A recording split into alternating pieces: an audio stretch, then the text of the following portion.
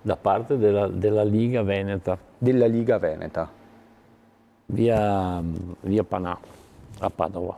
Ah, quindi è il regionale. 90 Padovana, è regionale. Che ha proceduto quindi dopo l'ok probabilmente di Via Bellerio. Ah, questo non lo so, mi interessa poco anche. Questo è il mittente della raccomandata ricevuta a inizio settimana da Gian Antonio Darè, ufficialmente fuori dalla Lega, ma attenzione, dalla Liga Veneta, Lega Salvini Premier, non dalla Lega Nord, alla quale dice continua ad appartenere. Rimango nella Lega Nord. Non è escluso quindi che si possa aprire una querela sull'uso del nome. La Lega Nord oggi è commissariata. Questione di forma e di sostanza, con Darè che si dice comunque pronto a sostenere le candidature di amici sia a Venezia che a Bruxelles, due in particolare. Mario Conte?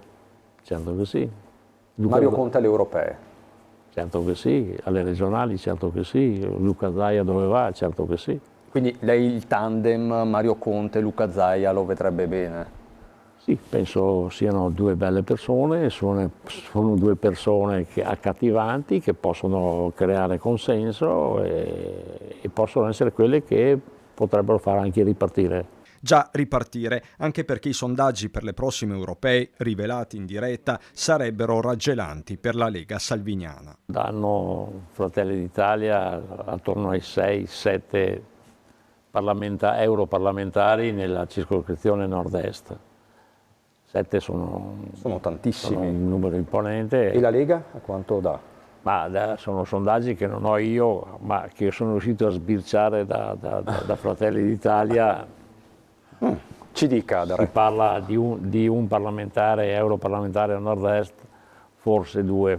E ci sono anche le comunali. A Vittorio Veneto, città di Darè, il dado sembra tratto. Noi diciamo abbiamo un candidato che è Gianluca Posocco, che è il vice sindaco uscente, per cui io così sostengo lui. Assieme a lui ci sono delle liste civiche, dovrebbe esserci anche Forza Italia.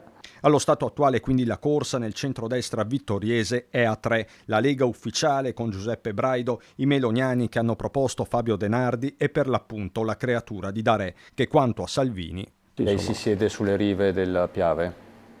Beh, sul Piave sì, volentieri. Sulla sinistra Piave.